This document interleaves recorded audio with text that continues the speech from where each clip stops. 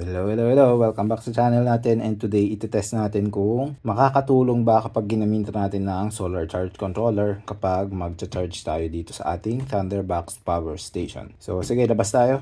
Una, i-check natin yung wattage kung nakaparallel lang ng walang solar charge controller. Again, kailangan nakaparallel lang yung solar panel natin kasi sosobra yung voltage kapag nag-series tayo. Parallel muna natin. Tapos connect na natin sa power station. So ayan, 93 watts lang sa ating dalawang 100 watts na solar panel. Kapag isa lang yung nakakabit, tingnan natin. Tanggalin na natin to. Pag isa lang, 63 watts. So dapat kapag dalawa yan, 100 plus. Pero pag naging dalawa, yan, 89 lang. Wala kasing MPPT controller to, so hindi niya makuha yung maximum power point nung solar panels natin. So dyan na papasok yung ating solar charge controller. Ang gagamitin ko ay LJoy kasi madali lang siyang gamitin. Set lang natin yung voltage dito na maximum, which is 21.9 volts. Kapag gagamitin nyo pala to, kailangan mataas na yung voltage ng solar panel nyo. Kasi kapag isa lang ang kinabit nyo dito na 100 watts, hindi nyo masiset sa 21.9 volts yung voltage nito. Try natin. So una, i-try natin kung 100 watts lang. So yan, solar charge controller. Tapos, medyo mahaba yung wires ko. Ayan. Dito yung input natin. Pag LJoy, kakabit nyo muna yung solar panel. Tapos, pwede nyo nang iset yung voltage dito. Ayan. So, makikita nyo, 18.6 lang yung max na voltage. And nagbi-blink. Hindi nyo matataas yan kasi mababa lang yung voltage ng solar panel natin, 20.7. So kapag gagamit kayo nito, dapat mataas yung voltage ng solar panel nyo, 30 pataas. Kung gusto nyo nang mababa, gagamit kayo nung step up. Eto, step down to. So hindi mag-work. Kailangan natin dalawang solar panel in series para tumaas yung voltage natin. Kapag magsi-series, ito yung apat na wire ng solar panel nyo. Pag-connectin nyo lang yung negative sa positive ng isa. Tapos kabit nyo sa solar charge controller yung dalawang, the rest. And then make sure nakaset yung voltage 21.9. Tapos press nyo yung OK. Yung output ng LJoy natin ay kinabit din natin ng MC4 para magamit natin to.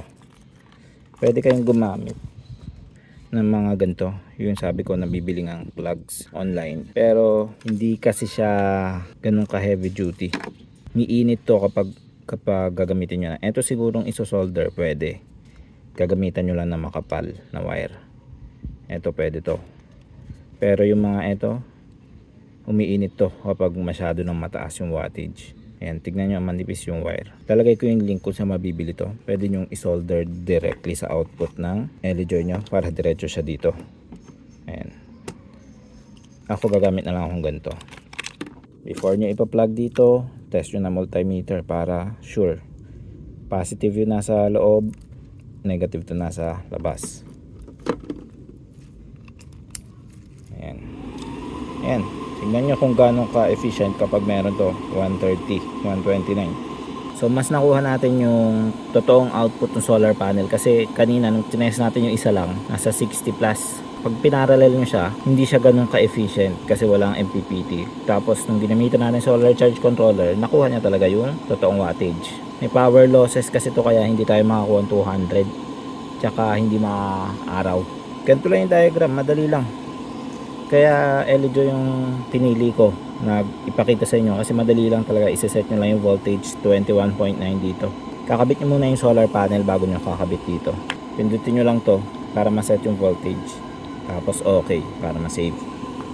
Tignan ulit natin kapag nag-parallel lang tayo. O ayan, parallel connection lang ulit sa solar panel natin. 69 lang. Ito ang baba. 40 tong isang panel. Itong isa 40 din. Tingnan nyo kung gaano ka inefficient kapag walang solar charge controller. So, dapat 80 yun pag pinag-add nyo. Pero pag pinarallel nyo, nagiging 60 lang din. So ganun po ka importante ang solar charge controller para hindi sayang yung harvest ng solar panel nyo.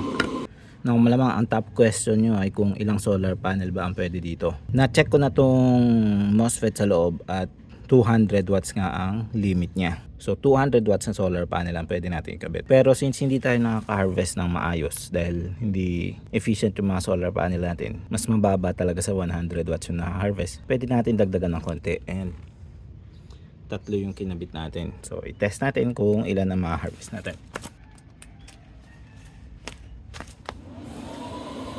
Ayan, tatlong solar panel, nakaabot tayo ng 200 watts. Maganda siguro yung LG na gagamitin nyo 200 watts din para mas safe yung power station nyo. Kung sumobra man tayo ng wattage sa 200 watts, yung solar charge controller ang unang bibigay, hindi yung power station. In just 2 hours kaya na natin punuin to gamit yung solar panel natin. And tatlo.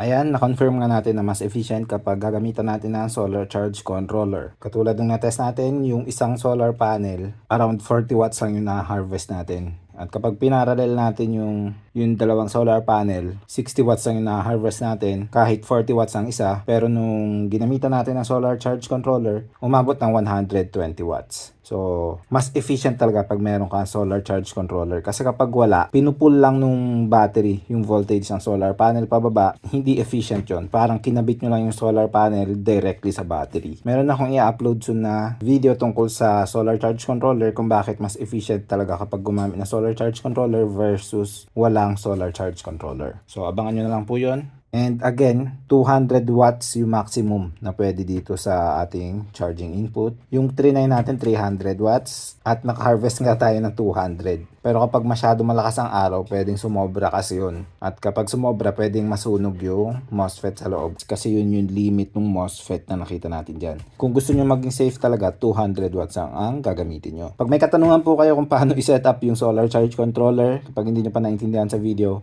comment lang po kayo below. And don't forget to like and subscribe, and I will see you again next time. Bye!